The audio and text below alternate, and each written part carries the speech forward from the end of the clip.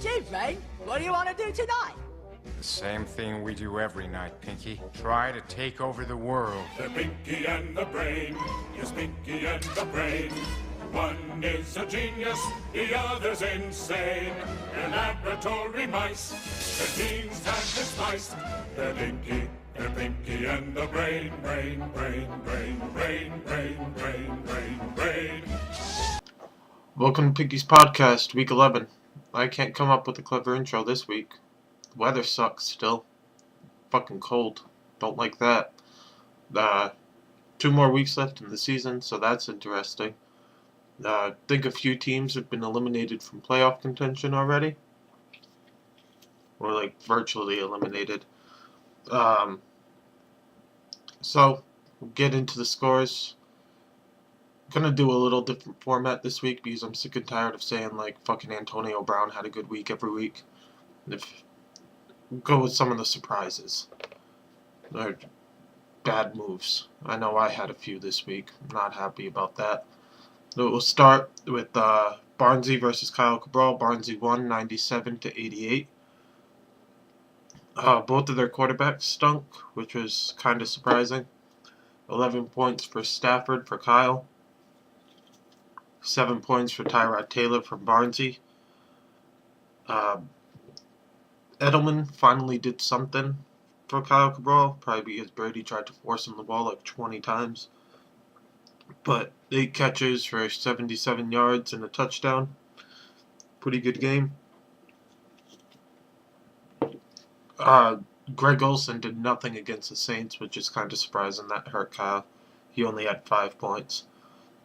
For some reason, Kyle still has Jamal Charles on his team, even though I don't think Jamal Charles is going to play again this year.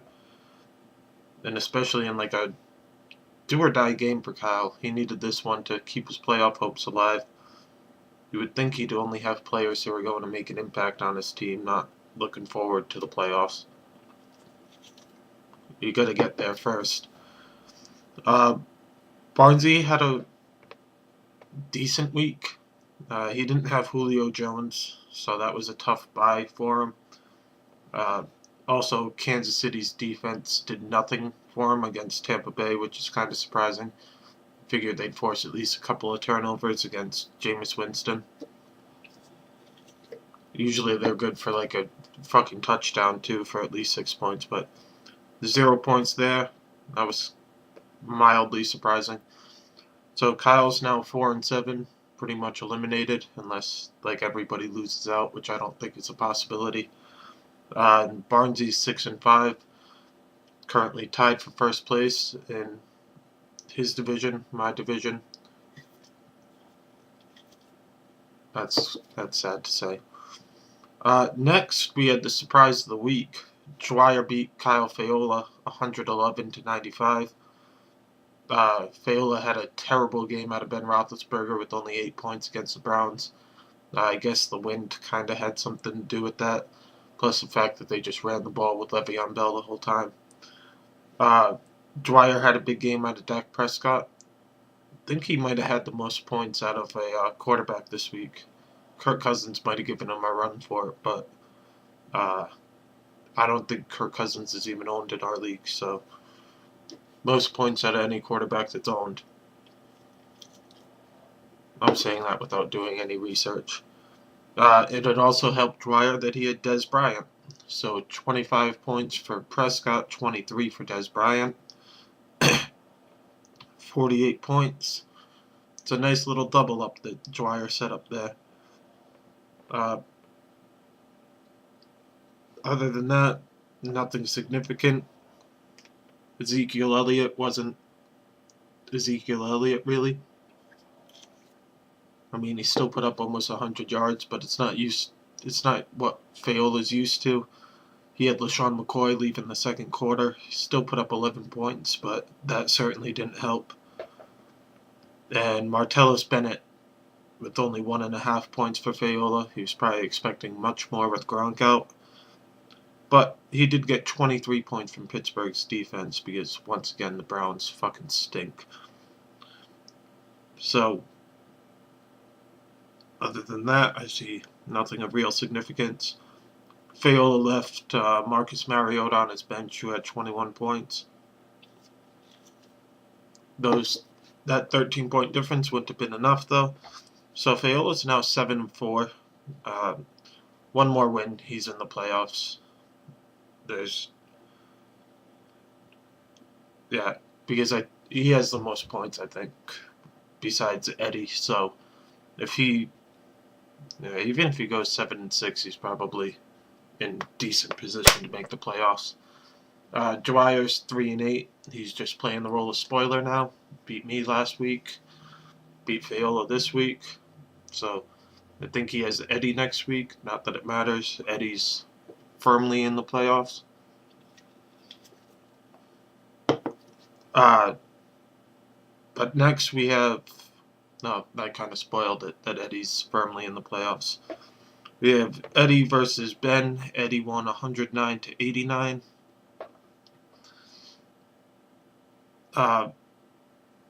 Eddie just had pretty consistent performances across the board besides Jack Doyle, who stunk and only got him half of a point. He played Detroit's defense against Jacksonville, and that worked out well for him. They got 2 touchdowns, scored 20 points. Steve Smith Sr. arose from the dead. He scored 19 points, so that was pretty good for Eddie. For Ben, his quarterback position continues to stink. Only 12 points out of Bortles. David Johnson, he has a huge week pretty much every week, but 30.5 points is worth mentioning. He got hurt with AJ Green going out of the game on the second play of the game. Got him a whopping 0 points. And Kyle Rudolph had a touchdown that was called back. He only got 2 points. You can't expect like a 15-point performance out of Kyle Rudolph, I don't think, but that certainly didn't help. He also had Minnesota's defense on his bench, who scored 22 points. Once again, and Jamison Crowder on his bench with 17.5 points. Not that you would play Jamison Crowder really over anybody that he had on his team. But the 0 points from AJ Green with the 17.5 points on the bench from Jamison Crowder kind of hurts. But you don't know that AJ Green's going to fuck up his hamstring on the second play of the game, so you can't really do anything about that. Eddie's now 8-3, and I think that secures a playoff spot for him. He's got the best record in the league. For Ben, he's 5-6, and most likely needs to win out to make the playoffs. And then we had Mayette versus Davis. Mayette won 107.5-77. Total ass whooping, 30.5 points.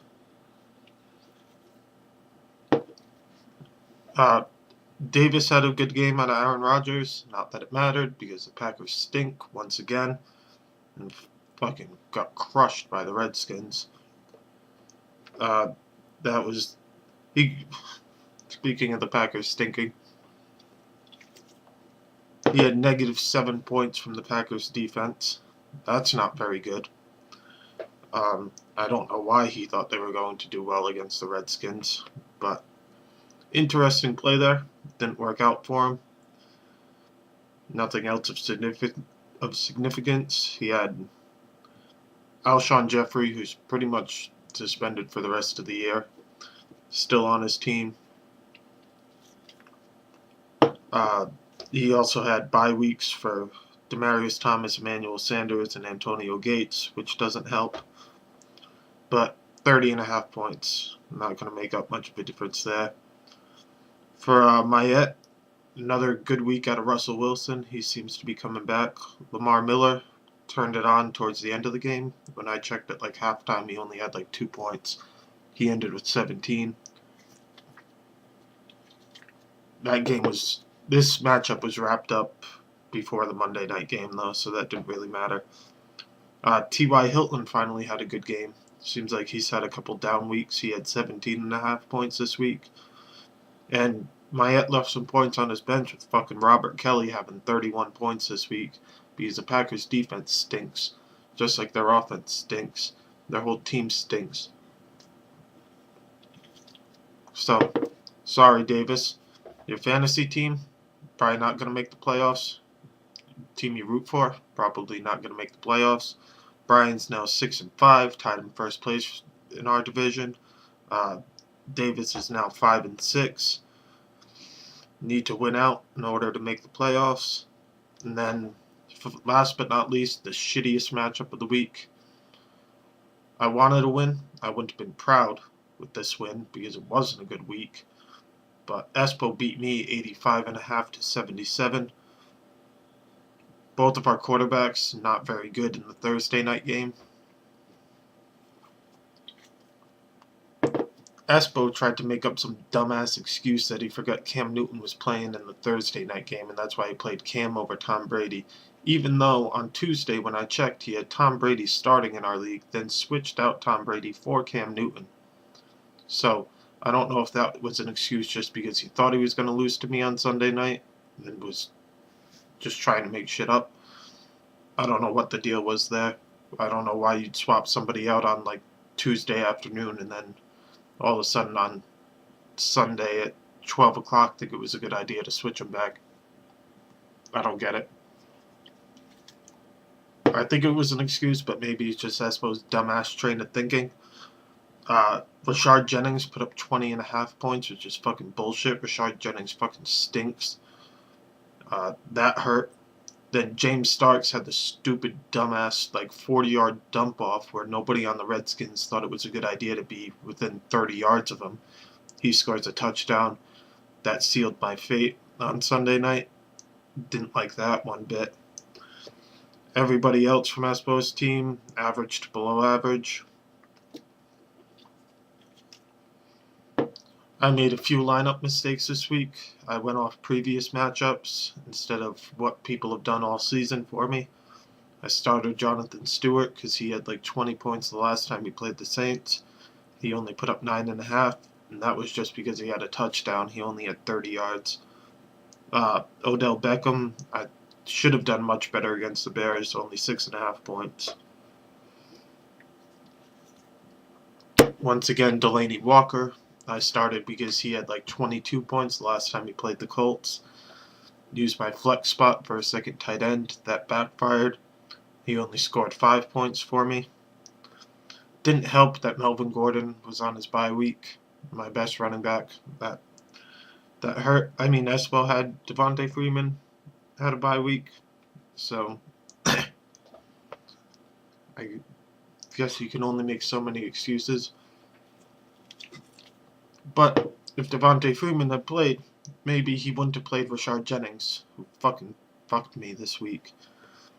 Left Frank Gore on my bench. Turned out to backfire in a big way for me. If I had played Frank Gore over Delaney Walker, which I was struggling with all week, I would have won by half a point.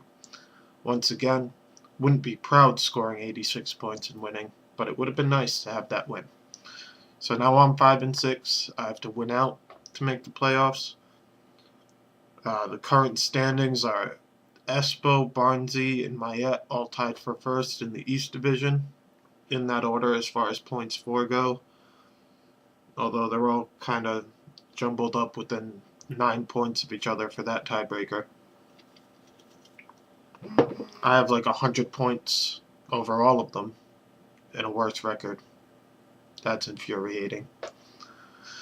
The West Division, Eddie's in first at 8-3. He has 100 points more than everybody else in this league. Kyle Fiola's in second place at 7-4. Ben and Davis are tied at 5-6, but Ben has the tiebreaker by a good 150 points. So if both of them went out, Ben has that tiebreaker. And then Kyle's at 4-7. I'm pretty sure he's eliminated from playoff contention. Oh, and in our division, Dwyer, in the East Division, Dwyer's in last place at 3-8. He doesn't matter. That's why I didn't read off his record at first. He's fucking toast. So for next week, the matchups are... I'm facing Davis. Hopefully that's a win. every week I'm projected to win by like fucking 30 points, and then my team shits the bed. It's getting kind of sick of that. But I started out 0-4, back against the wall. Team responded. Hopefully they do it again. I need 2 wins to wrap up this season, and I think if I have 2 solid like 100-point wins, I'll make the playoffs. I don't think I can afford to win like 86 to 85.5 like I should have this week. I don't think that'll cut it just because of the points for tiebreaker, even though I have a pretty solid lead there against most of the teams. But I feel like if I settle for that, somebody will make a comeback in the points for department. Fayola's facing Espo, so it'd be nice if Fayola had a big week this week. Wink, wink, Kyle. Don't make any dumbass moves like starting Clive Walford as your tight end like you've liked to do in the past. Barnsley's facing Mayette, so one of them's going to get a loss. That should be interesting. Pretty much whoever wins that game, I think, they'll be pretty close to a playoff spot. I have Barnsley week 13, so it'd be nice if Barnsley beat Mayette, then I beat Barnsley, kind of evens everything out. Then Ben's facing Kyle Cabral. Ben needs a win there. For Kyle, it doesn't really matter. And Eddie's facing Dwyer, which has no significance because Eddie's already in the playoffs and Dwyer's not. So, some interesting matchups next week. The only one that really doesn't fucking matter is Eddie versus Dwyer. Good luck to everybody, and I hope you all beat up on each other the last 2 weeks of the season so I can win out and get a playoff spot. It's looking real fucking promising for me, and then I had to lose to fucking Dwyer and Espo. God damn it, I hate fantasy football. See you next week.